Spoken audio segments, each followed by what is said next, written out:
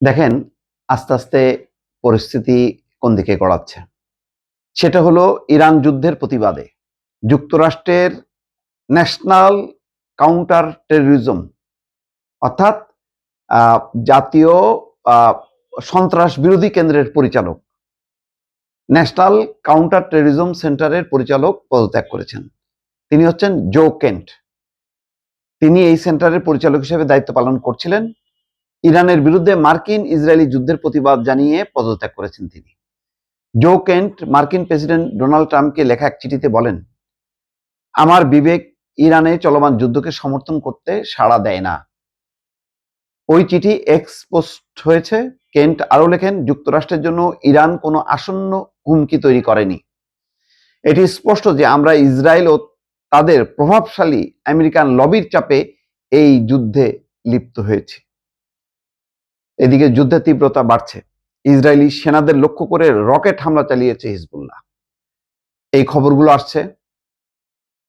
আরো খবর হচ্ছে এই যে আজ মুস্তফা খোমেনি যুদ্ধবিরতির মার্কিন প্রস্তাব নাকচ করেছে।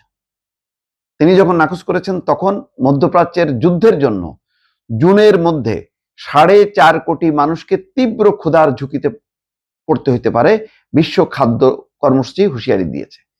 তার মানে অর্থনৈতিক সংকট কিন্তু চেপে আসতেছে, পরিস্থিতি কিন্তু এলোমেলো হয়ে যাচ্ছে। তারপরে যুক্তরাষ্ট্রের নীতি নির্ধারকদের মধ্যে ফাটল ধরছে। এই যুদ্ধ সমর্থন করছে না যে ইরান যুক্তরাষ্ট্রের জন্য হুমকি না, ইসরায়েলের জন্য হুমকি হতে পারে। ইসরায়েলের জন্য আমরা কেন যুদ্ধে জড়াবো? সব মিলায়ে এখন যে অবস্থা যাচ্ছে তাতে কিন্তু ট্রাম্প আসলেই বিপদে। ট্রাম্পের পাশে সবচেয়ে তার কঠিন মিত্র যুক্তরাজ্য নেই। মন্ত্রী বলছে যে যুক্তরাষ্ট্রের এই প্রেসিডেন্ট অত্যন্ত হিসাব নিকাশ করা একজন প্রেসিডেন্ট, অর্থাৎ শুধু তার হিসাবটা বোঝে, সে অন্যের হিসাবটা বোঝে না। অন্যান্য মিত্র দেশও সরে গেছে, কেউ জড়াতে চাচ্ছে না। এইদিকে ইসরায়েল আওয়াজ দিচ্ছে যে সেখানে আলী লারজানি যে নিরাপত্তা উপদেষ্টা, তাকে হত্যা করা হয়েছে। যে এবং ইরানের নিরাপত্তা প্রধান আলী লারিজানি তাকে হত্যার দাবি করছে। তারপরে ইসলামিক গার্ডের বাসিস ফোর্স প্রধান সোলাইমানি নিহত হয়েছে। কিন্তু এইগুলি দিয়ে পশ্চিমারা এই যুদ্ধকে সমর্থন করবে না, ইরান ধ্বংস হয়ে গেলেও করবে না। কারণ এই যুদ্ধটা একেবারেই ইসরায়েলের জন্য, এটা আমেরিকার জন্য না। এইটাই বোঝানোর চেষ্টা করছে আমেরিকার নীতি নির্ধারকরা।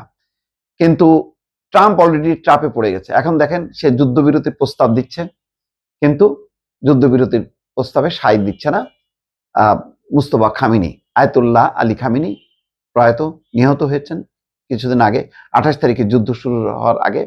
তার দ্বিতীয় সন্তান তিনি নাকচ করেছেন। সব মিলায় পরিস্থিতি কিন্তু আমেরিকাকে চেপে ধরছে। জানি না শেষ পর্যন্ত কোন দিকে যাবে সেই পরিস্থিতি।